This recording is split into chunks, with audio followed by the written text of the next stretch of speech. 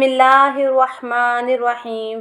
हज़रत साद रज़ी अल्लाह अन्हो से मरवी है कि नबी करीम सल्लल्लाहु अलैहि वसल्लम ने फरमाया, हर नबी ने अपनी उम्मत के सामने दज्जाल के औसाफ ज़िक्र किए हैं, लेकिन मैं तुम्हारे सामने उसका एक ऐसा वस्फ़ बयान करूँगा जो मुझसे पहले किसी नबी ने बयान नहीं किया।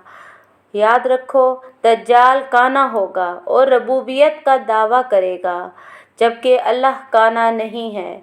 मुस्नद अहमद हदीस नंबर 1526।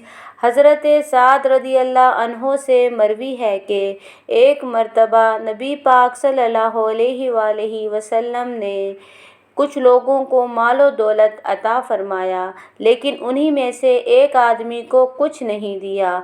हज़रत साद रज़ी अल्लाह अन्हो ने अर्ज़ किया, ए अल्लाह के नबी सल्लल्लाहु अलैहि वसल्लम, आपने फ़लाँ फ़लाँ को तो दे दिया, लेकिन फ़लाँ शख्स को तो कुछ भी नहीं दिया, हालांकि वो पक्का मोमिन भी है। नबी पाक सल्लल्लाहु अलैहि वसल्लम ने फरमाया, मुसलमान नहीं। ये सवाल व जवाब 3 मरतबा हुए।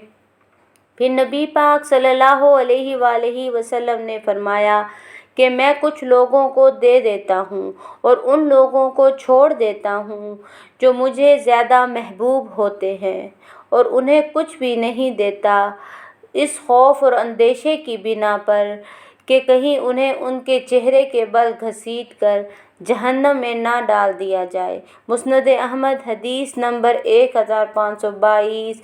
हज़रत साद बिन अबी वक़ास रज़ी अल्लाह अन्हो से मरवी है कि नबी करीम सल्लल्लाहु अलैहि वसल्लम ने फरमाया कि जो शख्स कुरैश को ज़लील करना चाहेगा, अल्लाह उसे ज़लील कर देगा। मुस्नद अहमद हदीस नंबर 1586।